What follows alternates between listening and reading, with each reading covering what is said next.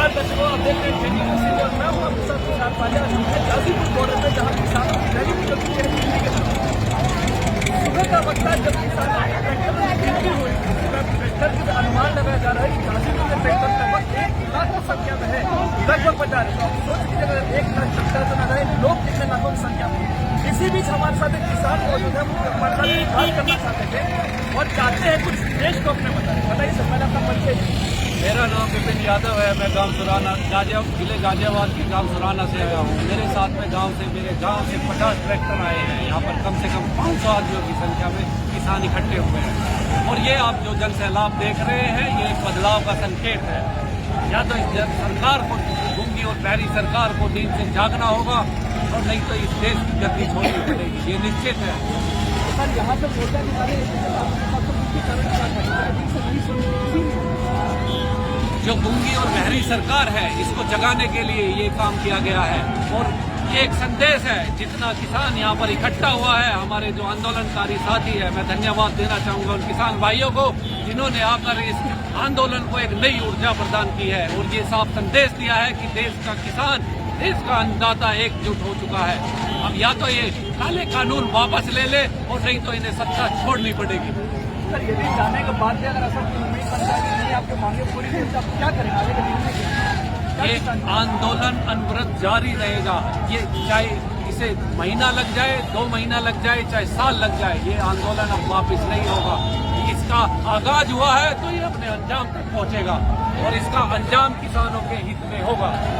ये देश का अन्नदाता है, ये देश के लिए अन्न उगाना जानता है, अन्न खिलाना जानता है, तो सत्ता बदलना भी जानता है।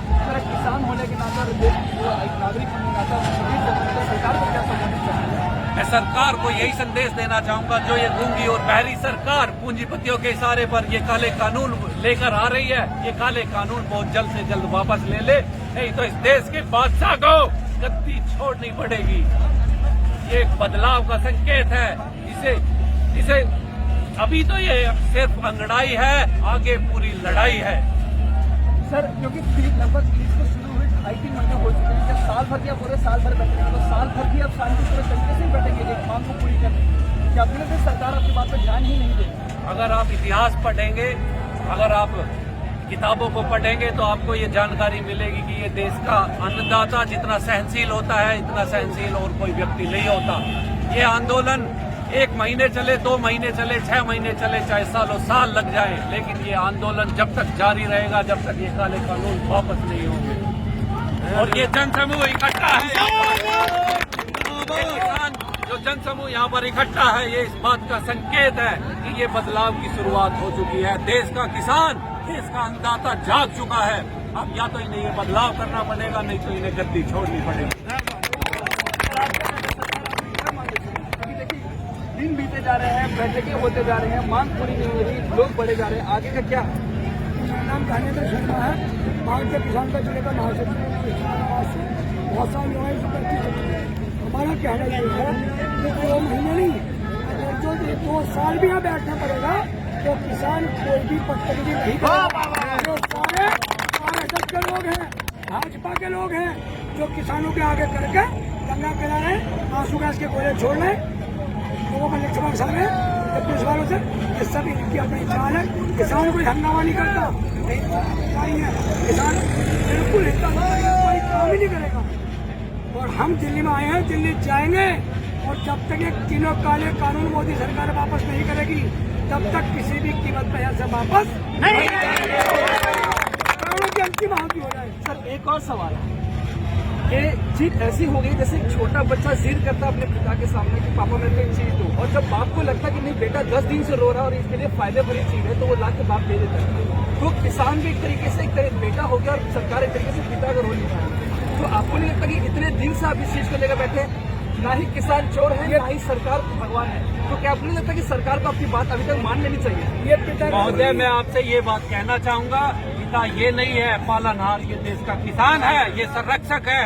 ये तो बच्चे हैं जो सत्ता में बैठे हैं, ये बच्चे हैं। अगर बच्चा नालायक हो जाए तो उसका माँ बाप उसका कान पकड़कर उसे उस सीट से उठाना भी जानते हैं। सर, कहीं न कहीं हम ही लोगों ने चुन के ये सरकार को बैठाया, इन्हों को कुर्सी में बैठाया, तो यही लगता कि हमारी खुद की स्वयं करके ये गलती की है ना, ये जो है धोखे में हमसे भूल हो गई।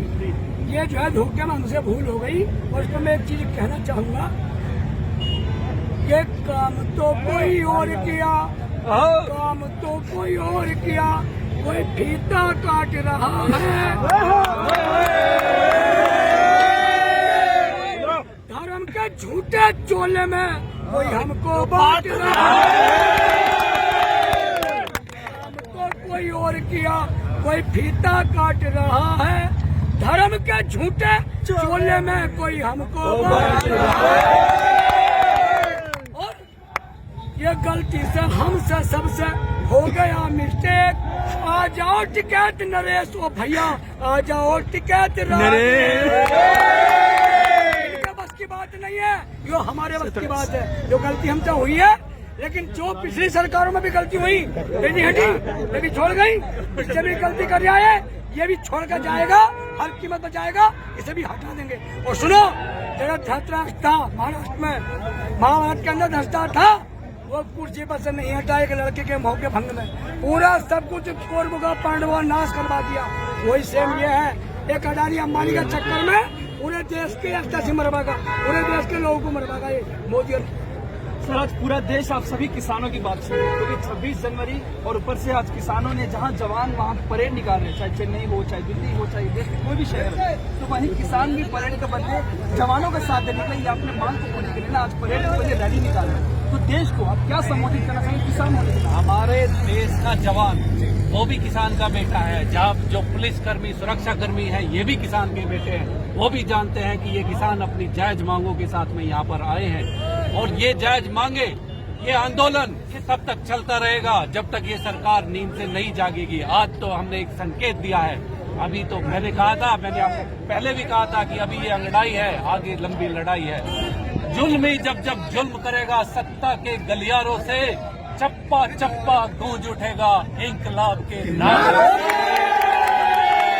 किसान एकता जिंदाबाद, किसान एकता जिंदाबाद, जय जवान जय किसान, जय जवान जय किसान। एक और सवाल, क्या आपको नहीं लगता कि अभी जो प्रदेश में सरकार है वो जय जवान जय किसान को दो हिस्से में बांट दी, क्योंकि किसानों को रोकने के लिए जवान को इन्होंने तो भारत माता की जय बोल बोल कर अपनी सरकारें बना ली, और भारत माता की जय बोलना ये जानते हैं, केवल उसे निभाना नहीं जानते। देश के किसानों के साथ इन्होंने छल किया है, और ये हिंदुस्तान के इतिहास में एक बहुत ही ऐतिहासिक दिन है। ये याद रखा जाएगा कि किस सत्ता के दलालों ने ये मजबूर किया था किसान को सड़कों पर उतरने के लिए। देश का अन्नदाता आज सड़कों पर है। हमें ये पाकिस्तानी और खालिस्तानी कहते हैं, यहाँ पर अब कौन आपको पाकिस्तानी या कौन खालिस्तानी दिखता है? यह देश का किसान है, किसान के बच्चे हैं, ये सच्चा किसान है, और जो देशभक्त है वो यहाँ पर है, और जो गद्दार है वो यहाँ पर नहीं है।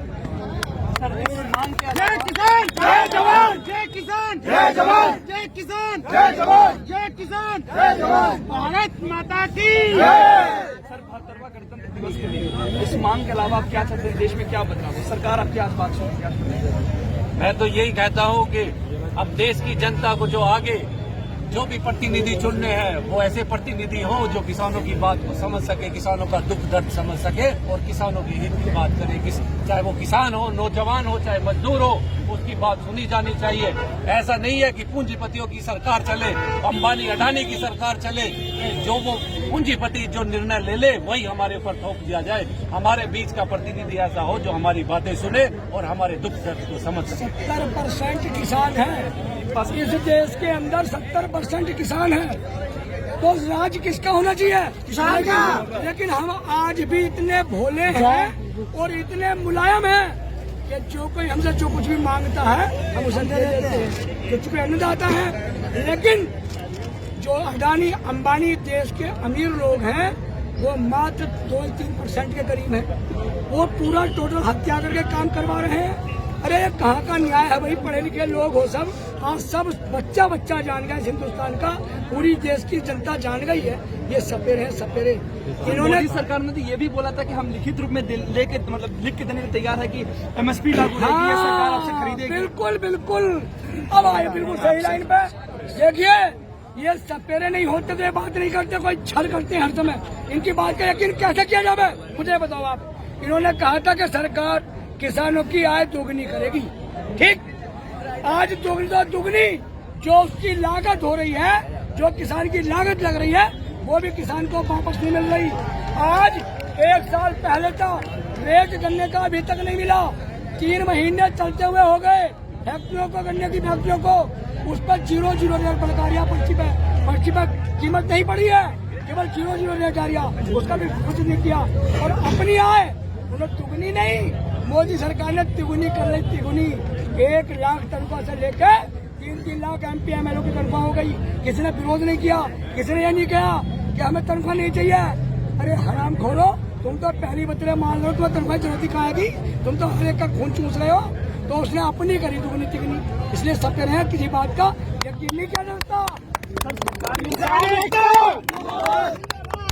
मोदी सरकार ने एक और चीज का ये किया, साफ तौर पर बयान दिया था कि इसमें 101 तरीके से देखा रहे तो फायदे निकल पाएंगे, लेकिन किसान शायद अभी तक सही तरीके से इस बिल को नहीं समझे। तो यहाँ पे क्या सरकार गलत है या किसान? ये इनका जो तरीका है, सरकार गलत है। इनका तरीका जो ये हमें समझाना चाह रहे हैं, वो तरीका केवल अंबानी और अडानी समझते हैं। देश के जो 133 करोड़ लोग हैं वो इनकी नजर में बेवकूफ है, और केवल 2 आदमी इनकी नजर में वो बुद्धिमान है।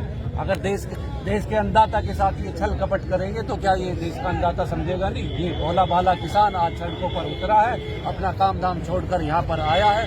क्या इनकी मांग जायज नहीं है? मैं आपसे पूछना चाहता हूँ, आप ये जनता को जवाब देना पड़ेगा। क्या ये किसान की जो मांग है ये जायज नहीं है? अपनी जायज मांगों के साथ ही किसान यहाँ पर आया है। सर, कम शब्दों में मेरी यही आपसे रिक्वेस्ट है कि किसान होने के नाते आप अपने जो मांग है सीधे रखिए सरकार के सामने। शायद सरकार के सामने सीधी मांग रखी गई है, सरकार के सामने सीधी मांग रखी गई। आज 2 महीने हो गए,